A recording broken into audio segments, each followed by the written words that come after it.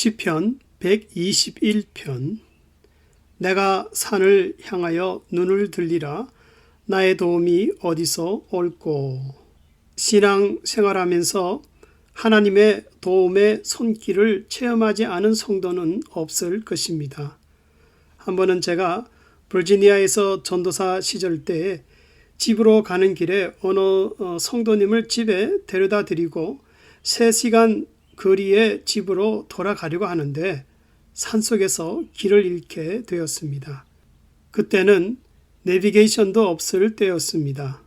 그렇게 산속을 헤매다 날이 어두워졌습니다. 하는 수 없이 가스스테이션에 주유소에 들러서 길을 묻고 있는데 어떤 노인 되는 분이 옆에서 그 이야기를 다 듣고는 자기가 그 길까지 안내를 해주겠다고 하였습니다.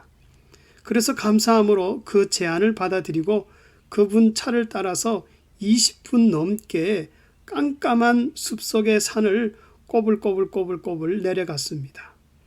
뒤따라가는 저는 너무 어두워서 힘들었는데 그런데 그 노인분은 신기하게도 더듬지도 않고 운전을 잘하였습니다. 그리고 드디어 제가 찾던 길을, 그때 길 이름이 29번 길이었는데 그 길을 찾았습니다. 그리고 그 노인 부부에게 감사하다고 인사를 하고 내 길을 가게 되었는데 지금까지 아무리 생각해도 하나님이 보내신 천사였던 것 같습니다.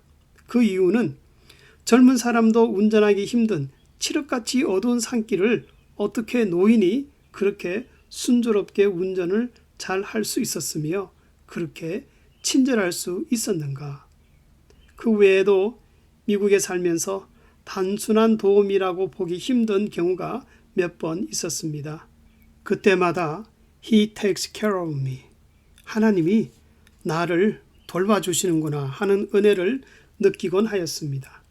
시편의 성도는 순례자로서 성전으로 오는 도중에 예루살렘 성전을 둘러싸고 있는 웅장한 산들을 보면서 하나님이 성도를 이와 같이 든든히 보호하신다는 영감을 얻었습니다. 다시 말하면 눈을 들어 어디서 나에게 도움이 올꼬 하며 높은 산을 바라보았지만은 낙심과 실망뿐이었습니다. 진정한 도움을 어디에서도 바랄 수가 없었습니다. 그러나 하늘과 땅, 웅장한 자연을 만드신 그 창조주 하나님, 즉 아무것도 없는 가운데서 모든 것을 있게 하신 그 능력으로 지금도 나를 돌보시는 하나님이 나의 진정한 도움이 되신다는 것을 새삼 깨달았을 때에 시편의 성도는 이것이 축복이다 하고서 1절과 2절에서 말씀하고 있습니다. 그리고 3절과 4절에서는 하나님을 인간처럼 표현하여서 나의 발이 미끄러지지 않게 하시고 신앙의 발걸음, 삶의 발걸음이 잘못 가지 않게 하시고 나를 지키시느라 잠시도 졸지 않고 주무시지도 않는다. 나에 대한 흥미를 잠시도 잃지 않으신다고 말씀합니다.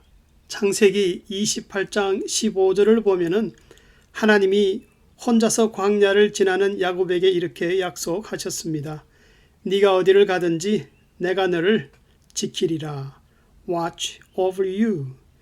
이러한 말씀은 구원의 섭리에 있어서 하나님은 한번 구원하여 돌보는 성도를 결코 중단하거나 포기하지 않는다는 것입니다. 인생의 삶이 닿을 때까지 하나님이 나를 신중하게 감찰하신다는 것, 이것은 한없는 은혜입니다. 그래서 5절과 6절에서는 우편에서 그늘이 되어주시고 악으로부터 안전하게 지켜주시고 낮의 해와 밤의 달이 해하지 못하게 하신다. 밤낮으로 닥치는 위험을 막아주신다라고 이렇게 말씀합니다. 실제로 중동의 무서운 그 태양의 열기가 어지러움과 눈을 멀게 하고 밤의 달은 심한 현기증이나 정신 이상까지 일으킨다고 합니다.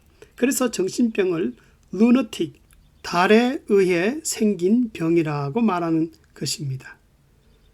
하지만 7절에서는 믿음을 지키는 성도들이 사망의 골짜기를 지나는 것 같이 환난을 당할지라도 그러나 끝까지 죄악된 세상에서 낙심치 않으면 결국에는 천성을 향하여 가는 그 영혼이 승리하도록 지키신다고 말씀합니다. 그래서 시편의 성도는 이 믿음이 확실하여 하나님이 지키신다, 하나님이 지키신다 하는 말을 본문에서 계속 반복하고 있습니다.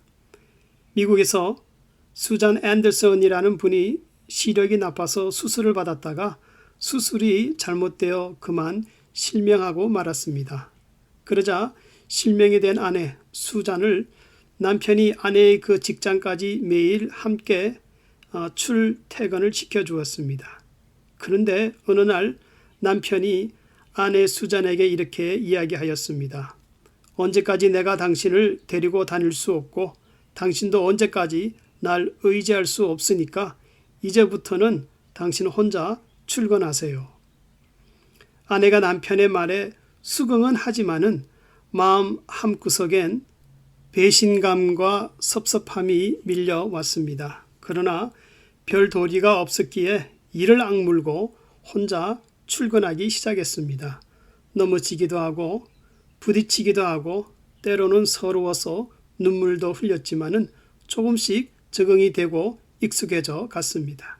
그렇게 혼자 다니기 시작한 지 한 보름쯤 지난 어느 날 버스를 탔는데 버스 운전사가 부인은 좋겠네요.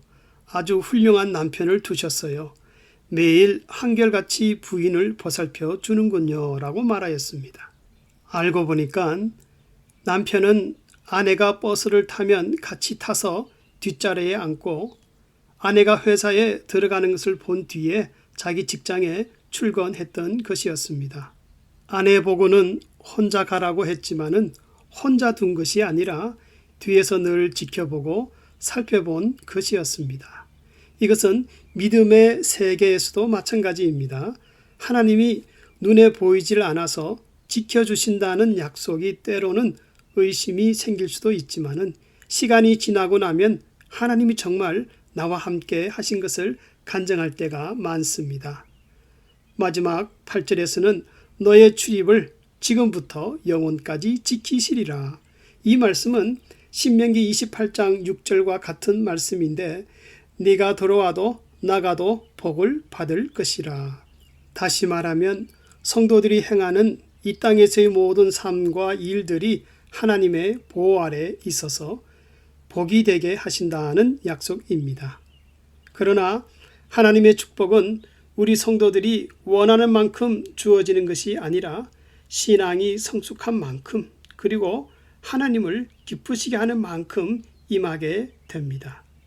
성도님들은 하나님이 크신 권능으로 나의 작은 일에도 간섭하는 것을 믿습니까? 내가 산을 향하여 눈을 들리라. 나의 도움이 어디서 올꼬.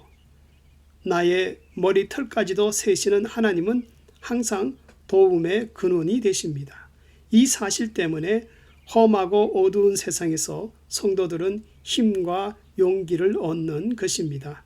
이러한 하나님의 역사가 풍성할 수 있기를 주의 이름으로 축원합니다.